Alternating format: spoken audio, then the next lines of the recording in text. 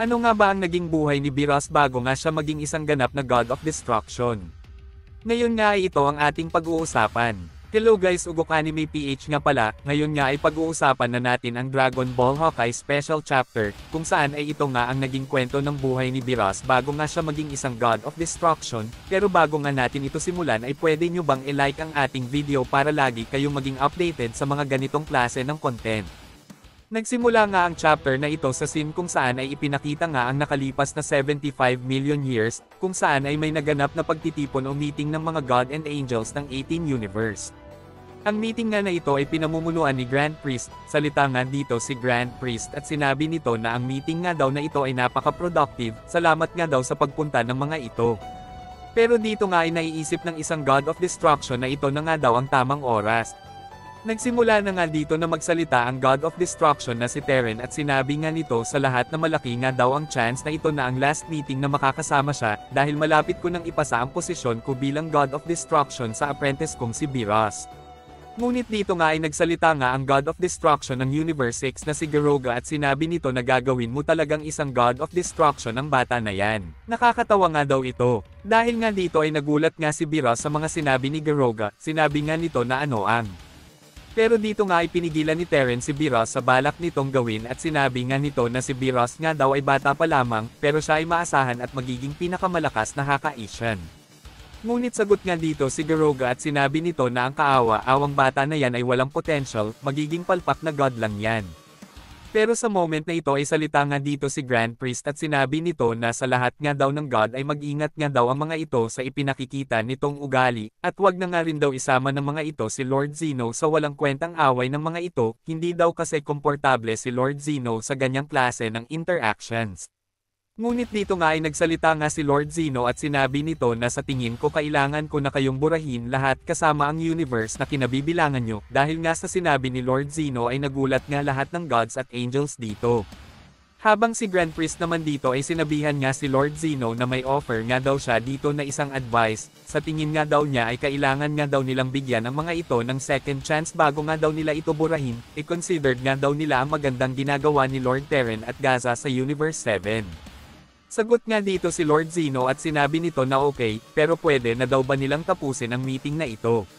After nga ng request na ginawa ni Lord Zeno ay malaya nang ang nakabalik sa kanya-kanyang universe ang mga gods at angels. Napunta naman ang scene dito sa Universe 6 sa planetang Garoga, kung saan ay ating makikita dito si Lord Garoga na kasalukuyan ngang gumagamit ng malakas na Hawkeye para nga pasabugan ang isang planeta. Salita nga dito ang isang Kai Ocean at sinabi nito na ano nga daw ang gumugulo dito kay Garoga. Sagot nga dito si Garoga at sinabi nito na hindi daw bahalata, ang Teren nga daw na yon ay lagi na lang umaasta bilang isang cool na god na akala mo ay nakakaangat siya sa akin. Gusto nga daw niya sana na sagudin siya ng apprentice nito para maipakita ko kay Lord Zeno kung paano ko siya tatapusin, pero ang Teren na yon ay lagi na lang pumapagitna. Pero dito nga ay salita nga itong si Angel Vados at sinabi nito na Lord Garoga, ito na nga daw ang tamang panahon para ipagsantabi na muna nito ang rivalry nito kay Lord Teren. Halos 25 years na daw kasi ang rivalry ng dalawa na ito. Ngunit dito nga ay inutusan lang ni Garoga si Angel Vados na ikuha nga daw siya nito ng Dragon Meat sa planetang Gaspa na agad naman sinanayunan dito ni Angel Vados at ito nga ay mabilis nang umalis. Sa moment na ito ay salita nga dito si Lord Garoga at sinabi nga nito sa Kai Ocean niya na sinuhin na hindi rin daw ba nito gusto ang Kai Ocean mula sa Universe 7. Sagot nga dito ang Kai Ocean na sinaw at sinabi nito na si Gaza nga lang daw ang laging nakakakuha ng mga papuri, kahit ano nga daw ang gawin niya ay lagi nga lang daw siyang nasa likudan nito, kaya naghihinala nga daw siya na baka nga daw may ginagawa na itong kakaiba. Salita nga ulit dito si Garoga at sinabi nito na may balak nga daw siyang gawin, ito nga daw yun magpatupad ng mga pagbabago kay Teren, tulad nga daw ng magsimula sila ng kaguluhan sa Universe 7, para nga daw lahat ng universe na naiinggit sa mga ito ay mapalten nga daw ng katatawanan. Sagot naman dito ang Kai Ocean at sinabi nito na paano nga daw nila gagawin yun. Kung gagawin nga daw nila ang plano nito sa Universe 7 at malalaman nga daw ito ng iba, nakakasigurado nga daw siya na ire-report sila ng iba kay Lord Zeno na maaring maging kabayaran ang buhay nila. Salita nga ulit dito si Garoga at sinabi nito na kaya nga daw sila ay kikilos ng patago, wala dapat makaalam ng gagawin natin, hahayaan natin na masira ng kusa ang inhabitants ng Universe 7. Ang gagawin lang natin ay ang maglagay ng kaunting evil element sa universe nila at doon na natin hahayaan ang mga evil na mag-wreak havoc sa Universe 7. Alam na nga daw nito ang region na sinasabi niya. Sa mga sinabi nga dito ni Garoga ay talagang gulat na gulat nga dito ang Kai Ocean at sinabi nito na yun ba ang ibig mong sabihin. Habang si Garoga naman dito ay nagsalita at sinabi nito na yun na nga daw. Sa kabilang banda naman ay napunta ang scene dito sa Universe 7 planetang Terran kung saan ay patuloy nga ditong nag-aaral si Beerus ng Hawkeye technique at ng combat skills. Sobrang daming pag-atake nga ang ginagawa dito ng dalawa. Ngunit madali nga lang tinatamaan si Beerus dito ng mga atake ni Terran. Salita nga dito si Lord Terran at sinabi nito na sobrang kinakabahan nga daw ito, compose nga daw nito ng maayos ang sarili nito, kung aatake nga lang daw ito nang hindi nag-iisip ay nagsasayang ka lang ng lakas mo.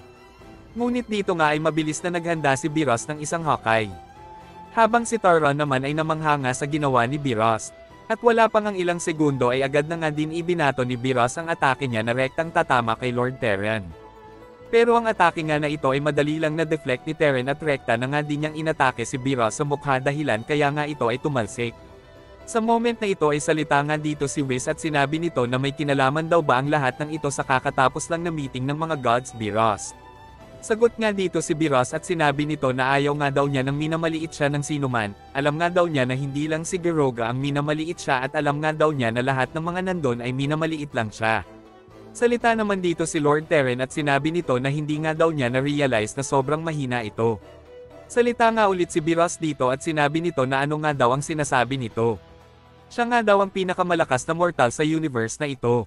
Salita nga ulit dito si Lord Terran at sinabi nito na sa physical nga daw ay masasabi nila na malakas nga daw talaga ito, pero kung sa psychologically naman daw ay talagang mahina nga lang daw ito. Sabihin nga daw nito sa kanya, kung meron nga daw kalaban itong si Beerus na sinabihan siya ng katulad ng mga sinabi ni Garoga sa kanya at nasa gitna pa ito ng laban, ano nga daw ang gagawin dito ni Beerus? Susugod na lang daw ba ito nang hindi na nag-iisip, na magre-resulta ng madali mong pagkatalo? Kaya kung gusto nga daw nito na maging isang destruction ay kailangan nga daw na hindi lang physical ang malakas dito pati na din daw dapat ang pag-iisip nito. Sagot naman dito si Beerus at sinabi nito na nagbibiro ka ba? Hindi nga daw niya kayang gumamit ng Hawkeye bagay hindi nga daw siya nagagalit. Ang pagiging galit nga daw ay ang nagbibigay sa kanya ng kakayahan na maging malakas at magawa ang Hawkeye. Salita nga ulit dito si Taron at sinabi nito na nakakalimutan nga daw nito na ang Hawkeye nga daw na ginagamit nito ay kopya lang sa totoong version ng Destruction Energy. Bagay nga daw na naging God of Destruction na ito at magkaroon ng True Energy. Ang galit nga daw na sinasabi nito ay hindi nga daw makakatulong para magawang makontrol ang totoong kapangyarihan ng isang God of Destruction. Salita nga ulit dito si Beerus at sinabi nito na ang pagkakaalam nga daw niya para ma-master ang Hawkeye ay kailangan nga lang daw isipin ay ang pagwasak, at ang isipin ng mga bagay na yan ay panghangal lang at madali lang yan gawin. Salita nga ulit dito si Terran at sinabi nito na halos ilang taon na nga daw silang nag-training pero hindi pa nga rin daw naiintindihan lahat ni Beerus ang mga bagay-bagay. Ang pagwasak nga daw ay hindi palaging involve ang nararamdaman, pero ang pagkakaunawaan ng cycle ng universe at ang kailangan na pagwasak ng kahit ano para gumawa ng bago at gumawa ng maayos ay ang isa sa mga essence ng trabaho ng isang God of Destruction. Ang kailangan ng mga destroyer ay ang balance.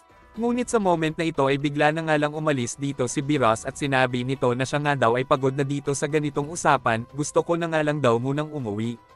Sagot naman dito si Terran at sinabi nga nito kay Whis na ihatid na nga daw muna ito ni Whis at alam nga daw niya na wala nga lang daw mangyayari sa training nila ngayon. Hanggang dito na nga muna ito guys, like and share lang guys for more videos like this.